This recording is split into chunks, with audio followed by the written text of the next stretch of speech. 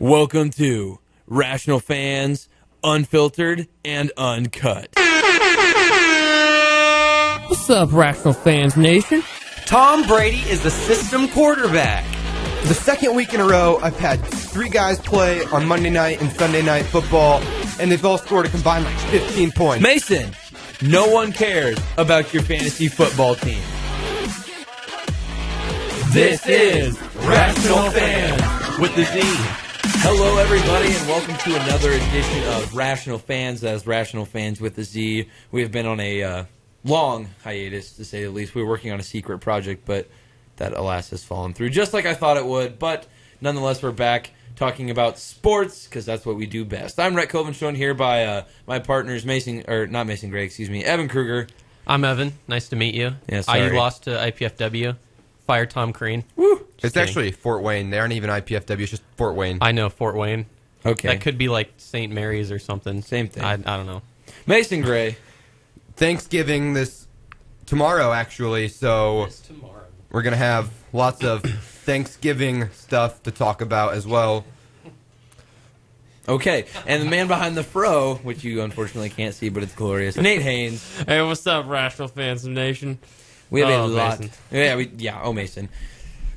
We're like a minute into the show, and he's already saying something stupid. Hey, we're all rusty. It's That's all right. true. That's true. Lots to talk about today, mainly in the world of college football. But in the time we've been gone, Clemson has lost a game, Washington has lost a game, Michigan has lost a game, and Houston has defeated Louisville. So some crazy things that happened in college football. Current rankings are Alabama at number 1, Ohio State at number 2, Michigan at number 3, and Clemson at number 4, setting up a brilliant Ohio State-Michigan matchup 2-3 on Saturday. That should be a great game. But currently where we stand is confusion, guys. Basically, that's the only thing that we can say about the current playoff rankings is confusion. So what we know for sure, of course, Alabama's going to get in because unless they lose to Auburn, which is unlikely, and to Florida, which is even more unlikely, they're probably going to get in. Ohio State and Michigan, obviously only one of those teams will get in, probably. And the Big Ten is just really confusing right now because you have Ohio State at number 2, Michigan at number 3, Wisconsin at number 6, and Penn State at number 7. I could see any of those teams getting in, maybe not Penn State. Maybe they get left out even if they do win the Big Ten. Wisconsin, if they win the Big Ten championship, I could see them being the first ever 2-loss team in the college football playoff just because their 2 losses are to the number 2 and number 3 teams right now. Right now, it's all just contingencies. What happens this weekend and on the conference championship weekend, what happens then, it's anybody's guess. All we know for sure is that Alabama is still paid up with the right people. The thing about this week in college football is the conference championships aren't exactly set in stone. Obviously, the SEC is and ACC, but in the Pac-12, you have Washington State battling for the Pac-12 title on their half of the Pac-12, and then Penn State, Michigan, and Ohio State are all in that 3-way race for the Big Ten. And there's so many different ways that it could play out, and it could, even if Ohio State wins, they could be left out of the Big Ten title. Or if Michigan wins, they could be in the Big Ten title game against Wisconsin. There's so many different ways the conference title games can play out. Nobody really knows what the heck's going to happen. I think that currently the Big Ten is the conference with the best chance to get 2 teams in, I would say. If Penn State goes on to win the Big Ten, which personally as an Ohio State fan, I'm praying for a Michigan State upset somehow this weekend, which I don't see happening, but nonetheless I want it to. If Penn State were to win the Big Ten, or even Wisconsin, I would say, you might make a case for Ohio State being put in over maybe Washington. But the thing is, Ohio State would have to be considered unequivocally better than a conference champion in order to get into the Big Ten champion, the college football playoff. And I don't know that the committee sees Ohio State in that light exactly as an unequivocally better team than Washington. And I would say that Ohio State hasn't necessarily been better than Washington this entire season. So I don't know. There's a lot of confusion, and it should be interesting. Yeah, like I've said in the past, if you want to have a chance at the national title at the end of any sports season, really, you got to get hot at the right time. And honestly, Ohio State and Michigan have kind of stunk it up over the last couple weeks. And it's up to Jim Harbaugh and Urban Meyer and just all the coaches to rally up their players and go, hey, come on, guys, we got good stuff on the line.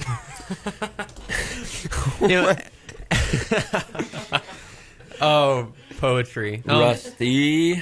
Talk about Rusty. So I was watching Michigan State and Ohio State last week, and it seems like Ohio Me State too. erased everything that they'd done in the previous 2 weeks in that during that game. After 2 straight 62-3 wins, they stunk it up against the worst Michigan State team that we've seen in a very long time. And I think it's just games like that have really hampered Ohio State so much this year. They didn't look great against Northwestern, against Indiana. Of course, they lost to Penn State. They didn't look great against Michigan State. And I really think that the committee is going to hold that against them. Now, they've made it clear that they do not like Washington all that much. A one-loss Washington, even with that Pac-12 championship, On the line, yeah, because they still could miss it. If Washington State beats them, right, they're out. Washington State is in the Pac-12 title if they beat Washington. Right. So yeah, even if Washington still wins that Pac-12, I don't know if they're necessarily going to be favored that much more than Ohio State, because the committee just does not like the Pac-12. Seems like it also comes down to a strength of schedule thing, and we all know Washington's is not very good. But Ohio State beat Michigan this weekend, they will have wins over Oklahoma, who has really risen back to the top after a couple early losses in their season. Wisconsin, who's probably gonna be playing in the Big Ten championship. Nebraska, who's going to be second in the Big Ten West, and those would be some key wins on their schedule that I think the committee would look at very favorably upon. But at the same time, I don't know if they would, because the first thing on their criteria is the conference championship. So I don't know how they would handle that Ohio State team, because we've seen what this Ohio State team can do. But when Urban Meyer gets against Michigan State, he just kind of tenses up and doesn't want to run Ohio State football. So I don't know. It could really go either way, and I'm just excited to see how it all plays out. I think if Ohio State does win this week and then doesn't make their conference title game, I think the winner of the Michigan-Ohio State game is in the playoffs no matter how you look at it, no matter what else happens. They're probably going to be in as the 2 or the 3 team. But I think if Ohio State does lose and Michigan makes the conference title game, and Michigan is in the playoffs, I think they're going to have a really, really tough decision between the one-loss Washington Pac-12 title and then the Ohio State, who has 2 losses. Something that I find annoying is that Clemson is going to be in the college football playoff, even though they stink. I have not been high on Clemson all year. I mean, they lost to Pitt, like Armpit. Yeah, that team, they lost to them. And they don't stand a chance against Alabama. They will end up playing Alabama in that first game, and they've just looked not like a college football playoff team, and yet they've managed to bum their way to the 4th ranking, and they'll probably win the ACC title. So basically what we're saying is Clemson is the Mason of the college football world. Yes, making connections. Okay, all right. Wow, you're right. But Mason, I think in your situation where Michigan beats Ohio State this weekend, which I could see happening just because Ohio State would find a way to blow it, I think that the Big Ten would lose their chance to get 2 teams in. And in that event, it would probably be Alabama, Clemson, Washington, and the Big Ten champion, whether it was Michigan or Wisconsin in that case. So I think the best chance for Ohio State to get in is for them to beat Michigan, obviously, and Penn State. Or I don't know who Ohio State would rather have win the Big Ten championship, Penn State or Wisconsin, if they want a shot at the playoff. But it'd be really nice if Washington would lose another game. That would just pretty much decide that Ohio State's going to be in the playoff anyway. But so. Let's go around the room here and give our playoff top 4, starting with number 4. I'm going to put Mason on the spot because he deserves it. So Mason, your number 4 team in the nation, and if you say Auburn or USC, I'm going to come over there and I will kill you. I think it's going to be Washington. I think they're going to win this week against Washington State. They're going to get that Pac-12 title, and the loser of the Big Ten game between Ohio State and Michigan is going to get left out, whoever that may be this weekend. Nate, number 4. I agree with that. You must have read my mind. Washington. Evan, number 4.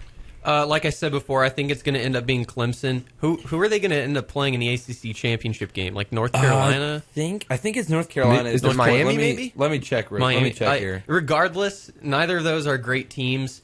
And as flawed as Clemson is, I think that that's a game that they can win.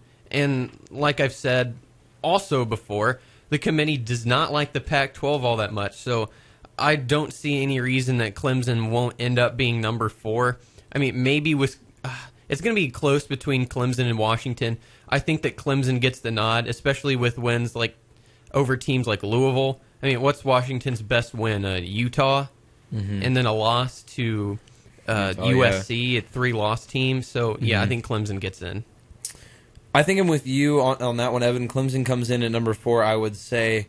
I think that in that situation where Clemson comes in at number 4, Alabama stomps them and then stomps their way to another national championship, unfortunately. But, I'm just going to be honest with you guys for a second here, and I'm not saying this because I am an Ohio State fan, but I think Ohio State is the team in college football that would have the best chance to beat Alabama. I just think that what Ohio State has in terms of talent and on defense would just give Alabama fits probably. I don't know if Ohio State would be able to pull it off, but I think they are the team with the best chance. I mean, you guys can say I'm wrong. I don't know what you guys think about that, but just from what I've watched this college football season, nobody's even close to Alabama. I wouldn't even put Ohio State on the same level as them, but they'd probably be the best challenger at this point. You know, I'm probably going to agree with you on that one. Michigan probably, I would say that they might have been the better shot, but their starting quarterback broke his collarbone. Apparently he's practicing this week, though. How does that even happen? Maybe Jim Harbaugh's got some like special tonic that he's like, fix your collarbone. I don't know. But since he broke his collarbone, he's probably going to be out the rest of the season unless a miracle happens.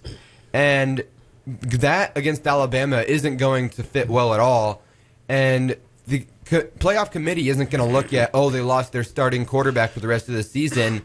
They still have all those big wins, and so it doesn't matter that they lost their starting quarterback, even though he's probably going to go get smashed in the playoffs. Well, it's amazing to me, even though Alabama has graduated or lost so much talent to the NFL, they come back this year, and this might be the most dominant Alabama team we have ever seen. And kudos to Nick Saban for coaching these guys up. And really, I don't think any team has any shot against Alabama. It's going to be another boring college football playoffs. Moving on down the list to number 3. Just go in reverse order. Start with me, then Evan, then Nate, then Mason. I think Washington is going to come in at number 3 as a Pac-12 champion. I think that they will end up winning the Pac-12 and come in at number 3, getting a matchup with the number 2 team, who we'll get to in a second. Evan, your number 3 team. Okay, here's where things get tricky. Here's how I think these last 2 weeks are going to shape up.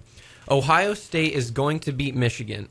I think Michigan is overrated. I think their defense is overblown. I think their offense is terrible. They just beat Indiana 20-10. Like, that's not a good score to beat Indiana by. I think that Ohio State beats Michigan, but they won't be in that college football, or not the college football, the Big Ten championship. Penn State will be. So, Penn State, I think they will lose to Wisconsin. So I think the number 3 team at the end of the season will be Wisconsin. Ooh. Fair enough. Although, if that makes sense. This goes against every fiber of my Ohio State being, but I think I didn't put Ohio State in at number 3, and they're not my number 2 team, and they're not my number 1 team, because I think they will lose to Michigan this weekend. I'm scared. I'm scared for this game. As an Ohio State fan, I'm scared, but as a non-professional whatsoever sports talk, radio, whatever you want to call me, I think Ohio State will lose this weekend to Michigan. That's just kind of the feeling I'm getting from this one, and that's going to screw Ohio State over altogether. I mean, even with Wilton Spate, I mean, he's the most overrated starting quarterback in the Big Ten. So but Ohio State just they haven't looked good when they've needed to, and I just. But Michigan, they played generally a cupcake schedule for the first that is true. 9 games of the season. Then the first time that they step foot out of the state of Michigan, they lose to Iowa. That's true. So I don't. Plus, Columbus is not a good place to play, no matter who you are. So I give them to Ohio State. I'm still going with Michigan is going to win that game, but anyway, Nate, your number 3 team in the nation. Yeah, I'm gonna have to go with Michigan. Straightforward. Yep. Mason. What if I went with Western Michigan? I'll kill you. I'm going with Clemson. USC, yeah. I'm going with Clemson as the number 3 team. I think they take care of business in the ACC title game, and I think that they're going to get the number 3 team in the college football playoffs. Speaking of which, you were asking about the ACC, Evan, and currently there's a tie on top of the standings between North Carolina and Virginia Tech. They're both sitting at what do they say? They're both 5-3 or 5-2 in the conference or something like that. So both teams are but I don't know the whole tiebreaker situation there. So it'll either be Virginia Tech or North Carolina taking on Clemson in the ACC title game, and Clemson should easily win that one. Number 2 team in the nation. Just going to keep reversing it. So, Mason, you're back on the spot with your number 2 team. I'm going with Michigan. I think that they're going to take care of business against Ohio State this week. Take care of business? They're not supposed to win, so technically that wouldn't be taking care of business. They're going to win. Okay. They're going to win against Ohio State this week. And then they're going to come to Indy for the Big Ten title game, and I think they're going to beat Wisconsin and get the number 2 seed in the college football playoffs. Nate? My number 2 team, Clemson. And they shouldn't be up there, but all the other teams really aren't that good right now. Evan, your number 2 team?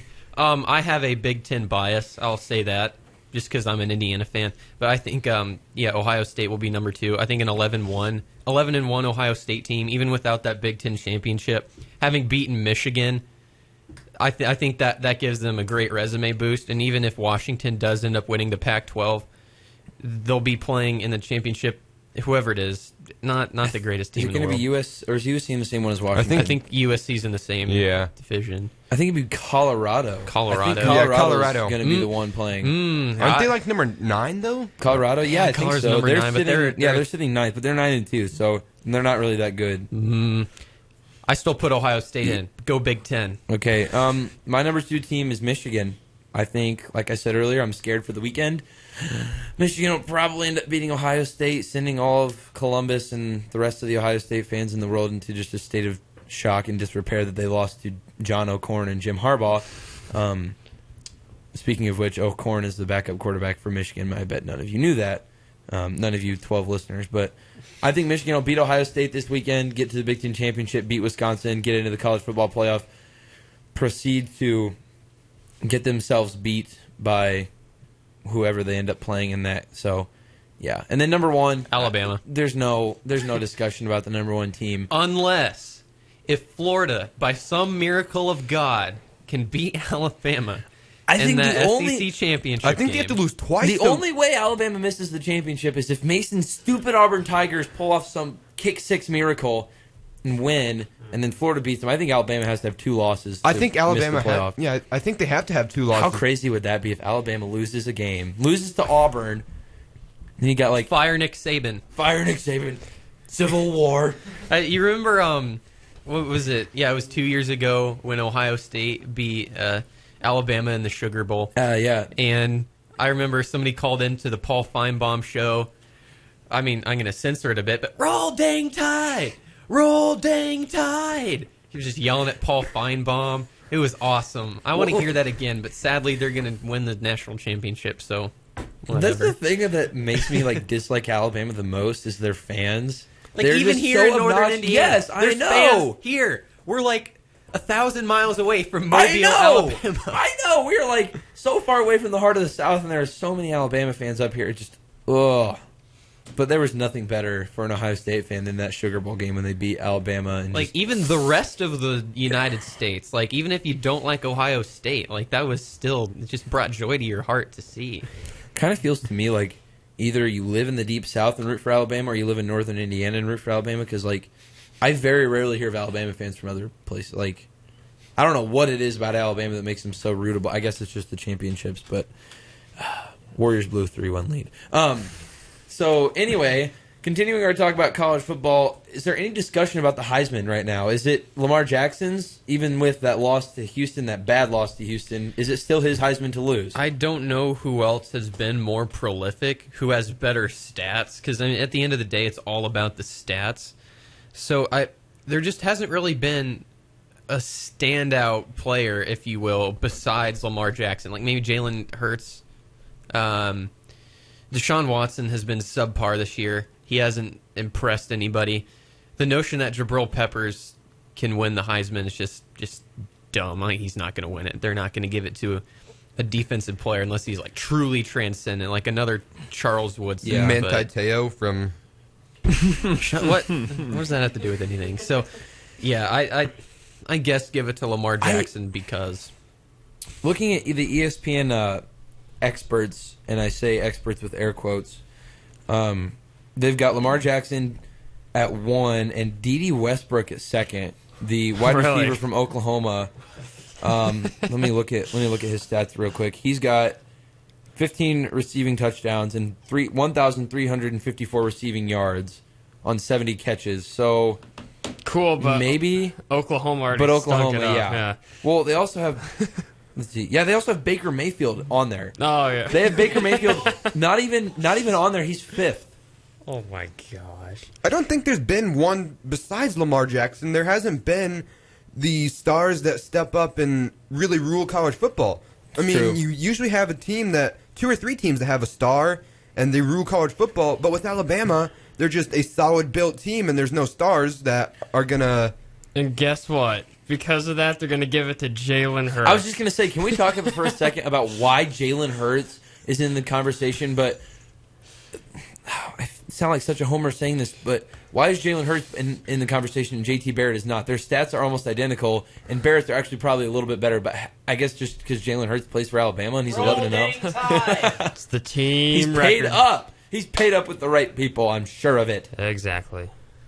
can we talk about the Brian Kelly thing? Yes, I was actually just going to Notre switch Dame- over. I was going to switch over to coaches with the whole Brian Kelly situation, the LSU coaching situation, the Texas coaching situation. We can talk about that, but start off Brian Kelly and Notre Dame. I was reading an article yesterday, and as you probably know, Notre Dame got hit with some sanctions because one of their athletic trainers was writing papers for some of their players in the 2012, 2013, and 2013, 2014 Wasn't it series. a student? I think. Yeah, I'm pretty sure. she was a student. Yeah. And so they got slapped with 2 years of probation, a $5,000 fine. What Notre Dame is protesting is the vacation of wins in those seasons. So if that does go through, they will officially be 0-1 in 2012 and 0-4 in 2013, So which I think is funny. Here's the thing about that situation. Listening to Mike and Mike on my way to the school this morning to record the show, they were talking about.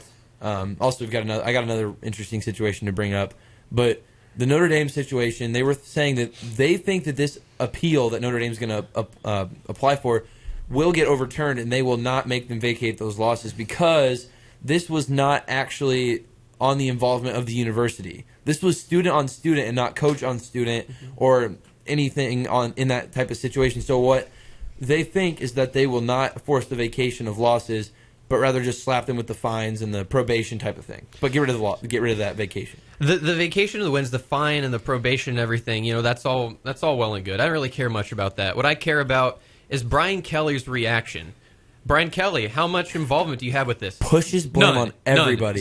None, zero. Like, it's plausible that maybe he had absolutely nothing to do with this. He probably had nothing to do with it. But you're the head coach, dang it. You're a college football coach. You run that entire program. Everything is under your supervision. I think his time should be up in Notre Dame. He is such a jerk. I read an article yesterday about Brian Kelly's long history of blaming his players. Yes. In 2009, he blamed all the players that Charlie Weiss recruited for losses. Remember when in the NC State game, he blamed their long snapper or something. He blames him for having low energy. He killed a kid. He killed a person. Well, here's what I was going to bring up. He doesn't accept the blame for any of the situations. You remember when? Are you talking about when the scissor lift thing blew over? Is that what you're talking about? Yeah. Well, do you guys remember the whole situation, the rather unfortunate situation where that girl committed suicide because of what was it? Some abuse of some sort from the Notre Dame football players or something, and he didn't take any of the blame. Like, he refuses to accept blame for anything that he's done or done to the Notre Dame football program. And it just irks me. I'll hand over the mic here in a second, but one thing I want to say is when you're a college football coach, you have so much power. You're not just a coach. You're a general manager. You're a father to most of those kids because they're under your supervision for Most of their lives. most of their college career. Yeah. And to not accept any blame for anything that they do, like you're a coach, say, at least say like, "Oh, we'll work on it. We'll keep working on it," or maybe I should have known about this. Maybe I should have taken care of it better. But no, Brian Kelly says, "How much blame do I get?" None, absolutely none. It's not my fault. It's their fault. He is such a jerk. Okay, I'm done. Well, we saw what happened with this is kind of a little far off, but Joe Paterno. He, with the whole Jerry Sandusky thing, Joe Paterno didn't know what was going on. He didn't have any idea of that. But Penn State just goes ahead and fires the winningest coach in college football and gets rid of him. And we got the same thing here with Brian Kelly. Brian Kelly is, I don't know what's happening. This isn't my problem. Just get rid of Brian Kelly. Well, here's the thing. Brian Kelly is not only a jerk, he is a jerk at a Catholic school. What is your problem? That is wrong. That's true. So, that other situation that I brought up, I don't know if you guys have heard about this. Semi-state in Illinois, 7A state semi-state. Like, that's a lot of classes. But there was a team, they were on offense. They ran a play with the lead. The clock ran out. Penalty was called on that team on offense, and an untimed down was awarded to the other team. That's not how you can end a football game. It's supposed to, if the defensive team commits a penalty, then the offense that had the ball gets an untimed down. Well, the team that got the untimed down took the ball, kicked a game-tying field goal, went on to win in overtime. Oh my gosh. That sounds like a soccer game or something where no one knows what's going on with the clock. They have now taken it to court. The losing team has taken the game to court the outcome to be decided by a judge. You're telling me that they're giving the federal government jurisdiction in On a high school football game. games. In a football game. Talk about statism and federal overreach. What does the court system have to do with football? This is just like the Brady Deflategate thing. What does the court system have to do with the NFL? Okay, the question I wanted to ask about this situation is, if you're the judge, what do you do? I think you say, it's a football game. Case closed. I'd go decide it yourselves. But I think that I have no idea. There's no precedent for this. Don't you think that the Illinois State, I guess The that would be the IHSAA, IHSAA, probably. Illinois High School Athletic Association, don't you think that they should be the final arbiters in this situation? You would think so, but instead of a federal judge? yeah, I would. I don't know. I'm split on this situation because it's blatantly obvious that the refs screwed this one up. It's almost as bad as the Oklahoma State that got absolutely screwed by Central Michigan or whatever. Yeah. It was kind of the same situation, honestly. But if you're the judge, judges tend to rule based on precedents in cases like this, not in cases like this, but in cases they'll look back on the past instances of this. There's no instance. There's never. I mean, you can't quote me on this because I have no idea, but I would assume that there's no precedence for a high school suing. I don't even know who they're suing. Are they appealing the decision? I don't even know what they're doing legally. But in this situation, if I were the judge, I would be torn on this decision. But honestly, I'd probably say the refs made the call on the field, leave it as it is.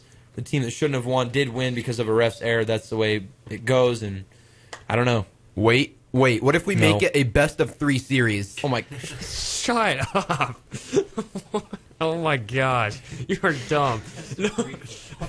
Best of 3 football. You know how long playoffs would take if that was a thing? Well, you do a best of 3, but you make the quarters 5 minutes long. And play it on an arena league field. Yes. You jump off the walls and stuff. Yes. That would be so. But so no, ridiculous. I just wanted to bring that situation up. That's pretty interesting. I thought it's kind of sad, honestly. That doesn't make any. I don't know. Well, here's the thing. This is all based on pride. Even if the winning team ends up, or even if the judge rules that they lost or whatever, so what? They're still gonna say they won. They're gonna be like, look at the score. We won. I don't understand. But they never would have been in that situation to win the game if the call hadn't been made by the refs. But you have refs on the field to make the decisions in the games. So if the refs screw something up, you have to live with that. And ultimately, the refs are the ones who are getting the short end of the stick here because, I mean, they got to they're like kind of right in the middle of this entire situation. If that happened in the Super Bowl, all that would happen is that Roger Goodell would send somebody a fruit basket. An apology. Yep, in What was it? the Nate Haynes trademarked Roger Goodell apology wagon. Well, I can't remember what it was. It might have been DeAndre Hopkins in the Monday Night Football game in Mexico City, where they called him out. I think They called him out, and you can't challenge. you can't challenge that because the play is called dead or whatever. Right.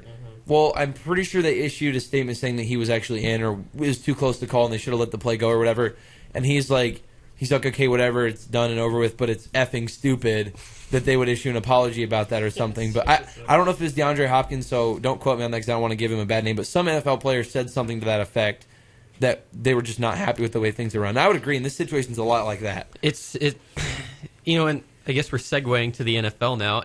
You just get tired of hearing, oh, we made a huge mistake, like that Richard Sherman on Julio Jones play that should have been called pass interference. Oh, that yeah, wasn't. yeah, The NFL yeah. said, well, that was probably pass interference. You get tired of them sending out the apology wagon. But, as long as human beings are refereeing football, that's just the way it's going to be. I think that the NFL should take its billions of dollars, stop paying Roger Goodell $40 million a year, and instead invest that in developing robot referees that referee every game perfectly. Not even robots, just the same referee. Like, they don't have full-time referees in the NFL. They're all part-time. Well, That's part of the problem, in my opinion. the problem with the whole part-time, full-time thing is, even if you do watch like an extra 10 hours of film every week, the mistakes that they're making are happening in the moment, and it's all human error. It's not like these refs are bad. They're good at what they do. They put a lot of time into it. So I don't know about going to full-time refs, because they would lose a lot of good refs, because most of these guys, they have other jobs. That's why they're just part-time refs. True. It's true. Anyway. Well, you're right. We did segue into the NFL perfectly. So how weird is this, that currently in the NFL, the top seeds are the Dallas Cowboys in the NFC, and the Oakland Raiders are the number one seed currently in the AFC. That's mind-blowing to me. That's just crazy. As Mason's over here doing the like hands going off of his head, whatever. But It really is crazy that the Oakland Raiders are the top team in the AFC. Nobody really saw this coming from them. I mean, the Raiders have had some decent seasons in the past, but nothing like this 8-2 season that they're having right now. Derek Carr is playing top 5, maybe even top 3 in the MVP conversation. It's kind of terrible if you're David Carr, knowing that you were a huge NFL draft bust and your brother comes out and is leading the Raiders. I wonder how Thanksgiving is with the Carrs. probably worse than Peyton and Eli's Thanksgiving, honestly. But yeah, like, I feel like the sports world has been saying it for 3-4 years that maybe next year the Raiders will get it. Maybe next year, because the Raiders, in my opinion, have just kind of been on the cusp, and I think they might be there now, because we talked about it earlier that some of us, I don't remember which of us guys wasn't quite sold on the Raiders. Was it I you, think that Nate? was me, yeah. Are you sold on them now? More than I was. But not I all the wouldn't way say 100 invested. Here's the thing about the Raiders. Their offense, really good. Like, they can score 35, 40 points a game. Defense, probably about league average. If they can get their defense to do more for them, then yeah, they're Super Bowl contenders. I think with the Raiders and the Cowboys playing the way that they are, I think this shows that the NFL is ready for an overhaul in team balance, because Tom Brady's getting up there in age, and he's going to retire here soon. Same with Big Hopefully. Ben. And there's a couple other guys that are getting older, and they're going to start retiring here Well, yeah, soon. I would even say you could throw Eli into the And mix. He's Eli, getting up there. and then so you're going to have Drew guys. Brees, yeah. Yep. You're going to have guys like Jameis Winston, Russell Wilson, Derek Carr. RG3, what? You're going to have those guys, Dak Prescott even. Yeah. You're going to start to have those guys take over the NFL, while the older guys are going to start to fall to the bottom of the NFL, and the young guys are going to start to take over. But how good are they really? How are they going to be amazing, transcendent, all-time greats like Tom Brady and Peyton Manning? Are they just going to be good? Mm-hmm. If they're going to be good, then I'm not looking forward to the next era in NFL football. I don't think I don't think there's a great quarterback that is in the NFL yet. I mean, you got plenty of developing to do, but with the NFL, there's a lot of parity in the NFL. Minus Tom Brady, who's won a bunch of Super Bowls. We've seen it a lot before. One team makes a Super Bowl, and then they don't even get there next year. They don't even make the playoffs. Look at the Panthers this year. They're 4-6 after making the... Timeout. Mason just took a shot at his own team. Mason, that deserves a high five. Yeah, all right. Woo, Mason, yeah. We're proud of you, man. We are proud of you. But Panthers and the Broncos had Brock Osweiler and Peyton Manning at the quarterback position, both of whom were really, really bad last season. So there's a lot of overhaul in the NFL, and I think we aren't going to see a true quarterback that's going to win 5 Super Bowls. I think we're going to see a lot of parity in the NFL. Well, I believe that over the last decade even, we've witnessed a golden era of quarterbacks that we might not see in a while. Agree with that. And I also think that that's why we've witnessed this defensive era now coming into the NFL, because these quarterbacks aren't good enough to beat really good defenses anymore, and teams are just starting to, if there's no quarterbacks on the quarterback tree to pick from, then they're just going to stack the defense. I feel like we're kind of regressing now. Like in the 2000s, early 2010s, we saw, like you said, the golden age of the quarterback, and now we're going back to a time where the defensive teams win the championships. I mean, in the early 2000s, we saw Trent Dilfer and Brad Johnson win Super Bowls at quarterback. And last year, Peyton Manning was pretty Trent Dilfer-esque for most of the year. He really was. And it's not that exciting. I hate defense, honestly. I'm going to be honest. I like seeing huge scores, so I'm not looking forward to it. I would say that this era of the NFL is very different because, like you said, we've seen a golden age of quarterbacks: Peyton Manning, Tom Brady, Drew Brees, those guys that have put up huge numbers and led their teams to high levels of success in their careers. We are now seeing guys who aren't superstars necessarily coming out of college. Dak Prescott, 4th round pick, went to Mississippi State, whatever. Jameis Winston went to Florida State, won a national championship. Yeah, he's a little bit better. But then you've got guys like even Matt Ryan, who went to Boston College and wasn't really expected to do much. Those guys are taking over as the quarterbacks of the NFL, and they are making it very, very interesting. Yet, like Mason said, we're actually seeing a little bit of turnover, which is good because I hate the Patriots. I think the NFL is going to switch to more of a running game as well, because just take a look at fantasy football. This season's top 4 or 5 fantasy football picks, you had Todd Gurley, DeAndre Hopkins, Antonio Brown, Julio Jones, Odell Beckham Jr. 4 of the top 5 are wide receivers. I think if you go into next year's fantasy football drafts, I think your top 3 guys are Le'Veon Bell, Ezekiel Elliott, and David Johnson. And then maybe you throw in Antonio Brown there. I don't think we're going to see the same type of passing game that we've seen the past couple of years when you have these star young running backs moving into the NFL as well. I'd also like to make a note that this is probably one of the worst NFL seasons that I've ever seen. The football has been so bad. Really bad. To the point of being unwatchable in some games. 2 ties. And think about it. I mean, you have maybe 4 good teams. You have the Cowboys, the Raiders, the Patriots, and the Seahawks. And then you have 3 really bad teams. The 49ers, the Bears, and the Browns. Everyone else is just kind of meh. Like the Jaguars are pretty Steelers, and Jaguars, Falcons, you can Panthers, Colts, throw them all in there. They're all the same. Looking here at the playoff picture type thing, Dolphins are at 6-4. What? What?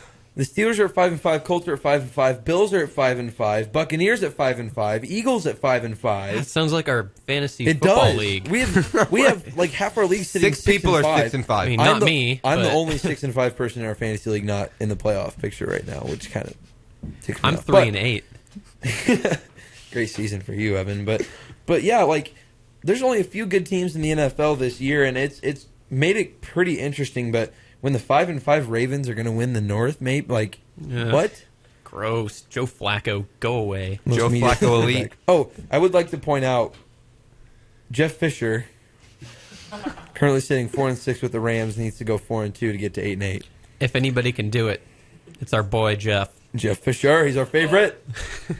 Hey, a stat I saw: he is now the all-time losingest coach in NFL history. Word? No, it's not. But I've just coined it, and he has lost the most games out of any NFL coach in NFL history. because somehow he gets a head coaching job every single year and he never gets fired. But wait, he's going to get a contract extension next year. Didn't you hear the news out of L.A.? 8-8. So bad. Can we do Colts suck now? Absolutely. Let's. You're wearing a Colts hat today, so Yeah. let's go right into that Colts suck. Even though they won on Sunday, They did. I was at that game. It was a great experience. The first half was. Yeah, it was great. The second half was bad, but they still won. Adam Vinatieri missed a field goal. We had an idiot behind us, a heckler who didn't know anything about the game of football, who was yelling at Adam Vinatieri, even though he's one of the best kickers of all time. Not one of the best. He is the Is best. the best. The GOAT. He said, Josh McNary serves no purpose. Why is he even on the team? Yeah, okay, Mr. Beer Gut. Let's see you go out there and block somebody. He said the Colts are the only team in the NFL that doesn't run comeback routes. How would you even know that? He questioned why a penalty that happened before a PAT snap wasn't added onto the kickoff. He didn't even think that one through. Other than that, it was a really fun experience. I didn't find this out till like yesterday. Andrew Luck got a concussion Somehow. What? I don't know how he played the whole game. I mean, maybe he only completed 3 passes in the second half. He played the whole game. He got a concussion. Now Scott Tolzien is going to have to play on Thanksgiving against the Steelers, and the Steelers are going to beat the Colts 60-6. It's just going to be ugly. You said 60-8 before the show. Oh, okay, 60-8. My bad. I didn't mean to sell him short like that. Interesting story about Jim Irsay and the Colts. I went to Lucas Oil Stadium on Friday. I got the tour. I got to basically see everything inside the Colts Stadium. We went inside the locker room, press box, up, down on the field. And in the Colts locker room, where Peyton Manning's locker used to be, Jim Irsay took his locker and put it in his personal memorabilia collection. So Jim Irsay now has Peyton Manning's locker. I promise this is the last thing I'll say about the Colts, then I'll hand the mic over. But they honored the Super Bowl 41 team at halftime, which was really awesome. It's the 10th anniversary of that team. Everybody was there. Peyton Manning, Reggie Wayne, Jeff Saturday, Dallas Clark, like everybody, like except Marvin Harrison. But it was just an awesome experience. But then Jim Irsay took the podium, and man, sober people do not sound like Jim Irsay sounded during that speech. He sounded hammered, which, I mean, it's Jim Irsay. What do you expect? Maybe he always sounds like that. I don't know. But, like, the secondhand embarrassment, just like, I think everybody in the stadium was like, okay, shut up, Jim. We want to hear from Peyton, because everybody cheered so loud for Peyton, and it was awesome, and that's all I have to say about the Colts. I'm done. I'm going to take over the Colts suck segment a little bit, but the Colts are currently sitting at 5-5 on the season. Their 5 losses are coming at the combined margin of like their losses is 44 points combined. Their worst loss is 16 points to the Chiefs, which the game was actually a lot closer than that. But the Colts have been so close in so many games, aka the Lions, the Jaguars, the Texans, and they lost them all. They've just lost the ability to win games in late situations, and that's just been the worst thing for them this season. Ugh. Colts suck. Colts suck. How about them Vikings, Nate? Well, we got some Thanksgiving football coming up. I was just gonna lead into that. Vikings are at Detroit. Hopefully they don't choke like they did a couple weeks ago against Detroit. Thank you, Blair Walsh. Not on the team anymore. Let's see. We got Redskins at Dallas or Cowboys. That should actually be a That's pretty going to be a great game, because actually. Kirk Cousins, I know he's not the greatest quarterback Pay that ever, man. but yeah, pay him. Pay that man. Better than a lot of options out Better there. than RG3. Then of course we have Colts and Steelers too. So, I think thoughts? this week, this Thanksgiving Day in football might be one of the best Thanksgiving football weeks we've ever seen. Well, in quite some time. Mason, you're 17. How do you know that? In quite some time, in all that I can remember. I don't even remember last year's games, honestly. Yeah, Cam Newton threw not Cam Newton. Oh, no. Threw 8 picks. Yeah. Oh, yeah, he did. Yeah. But he got you hurt. have some... This early in the season, you have some serious playoff implications and tied up in every game.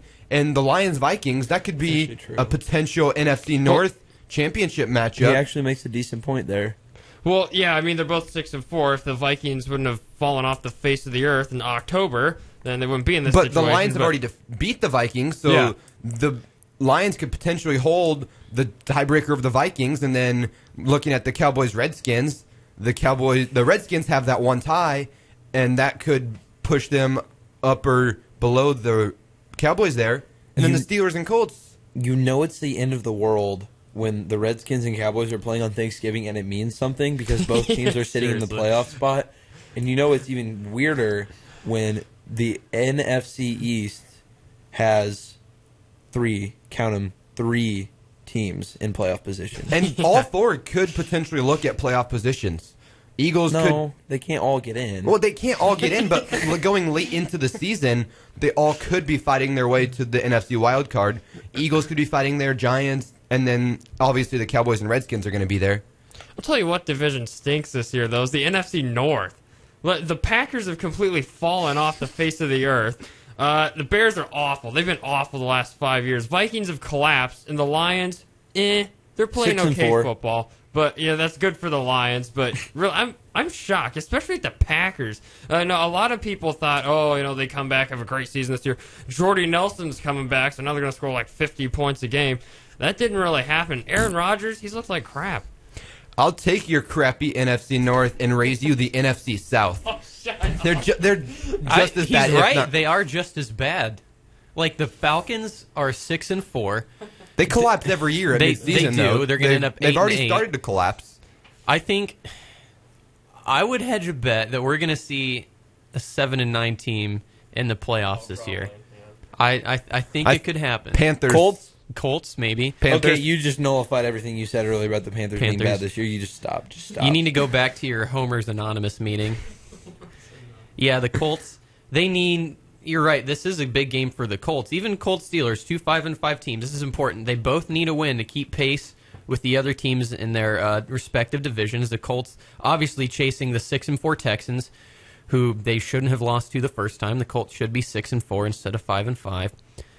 But oh well, it's a sad day for Indianapolis It's really a Colts. sad day for the NFL. It is. I mean, as a whole. You know, we've dived into the issue of why NFL football is so bad now before, so I won't do that now. But I think Thanksgiving is going to be refreshing. I think especially Cowboys Redskins. That's going to be some really good football. I'm excited to watch that. I don't like either team. I think Kirk Cousins is a jerk, and I think that the Cowboys are annoying. But even still, it's going to be such a good game to watch. What if the Colts magically pull it off and beat the Steelers? That'd be Like, amazing. That would make me so happy. The only silver lining for that game for me is that I have Ben Roethlisberger as my fantasy quarterback, and he's going to score like 50 points for me. It's true. It's true. You need those wins at this point in Yeah, the he season. really does. I mean, I don't know if I'm mathematically eliminated yet or not, but if I'm not, I don't think you are, know. because we still have 3 more games. Woo! So you could still make the playoffs at 6 and 8, possibly. Browns. The Browns are not going to win the game. I'm just saying that right now. The Browns are going 0-16. Poor Browns. Jeez, it just I gets met worse. another Browns fan over this week, Don't over care. the weekend. That's like 3 that I know now. Little college basketball. Oh, sure, too. go for it. In Yeah. the Yep. As you know, Indiana just lost to IPFW. Fort Wayne. I get Fort Wayne now. They rebranded their athletics. That's right. They held the Mastodons without a field goal for most of the last 9 minutes of the second half and still couldn't take the lead. They needed a miracle to force overtime. And it's just they deserve to lose that game. I don't put much stock. Everybody's freaking out. I don't put much stock No. in November basketball. I thought the Kansas win was a fluke, and I think that this loss to IPFW is a fluke. I think they're somewhere in the middle. This always happens to IU basketball in November, and then they go and win the Big Ten. So I'm not worried. I agree with you. College or November basketball means nothing. Take Ohio State being 4-0, for example. That means nothing. Ohio State's basketball team is terrible. Good thing they have a good football program, but November basketball basically means nothing. And then Mason will probably come over here and be like, "Well, North Carolina blew out Oklahoma State yesterday, so yeah, North Carolina's number 1." Yeah, North Carolina, they play IU next Friday. It's in Assembly Hall. I think it's next Wednesday, isn't it? Is it next It's Wednesday? next May I Wednesday. remind you, North Carolina got beat in the national championship. Just saying. Is it at Assembly Hall? It's at Assembly Hall. We need to get tickets. Oh my, stop. I guarantee you that they're already sold out. Like I just googled the game yesterday, and there were like 400 tickets remaining out of like 20,000 seats in Assembly Hall. So yeah, I mean, if you want to go, you can pay like $300 for a nosebleed ticket. But I don't think Indiana stands a chance. They're good at Assembly Hall. Like, they don't lose at Assembly Hall. They went undefeated there last year, but I think North Carolina's just too good. Now, mind you, OG Anunoby was sick yesterday for the IPFW game. He had a stomach flu, I believe. So that factored in. Even still, I don't think this Indiana team is as good as they were last year, but they're certainly not as bad as losing to Fort Wayne might suggest. True. I would agree with that. Totally agree. I mean, Indiana, I think they're a pretty solid team this year. I think they can make a deep run into the postseason. We saw them go pretty deep last year, but November basketball has almost no bearing on the rest of the season, so no need to worry if you're an IU fan. It's just funny to make fun of you guys. I mean, with all the basketball going on right now, there's so many different things that you can talk about. You can talk about how Duke is playing some solid basketball, though they have a loss to Kansas. Did Kansas beat them? Yep. Kentucky, Buzzer beater. Yeah. Kentucky's stupid Kentucky, sitting at number one, being better than everybody. I mean, I don't, honestly, Kentucky's kind of the Alabama of the basketball world. I mean, if you think about it, they really are. They do have the highest payroll out of any team. Oh, okay. You can quote me on that. All right, I will. I will quote you on that. But I think this year could be an interesting year of college basketball. It's going to be interesting to see how good Villanova is.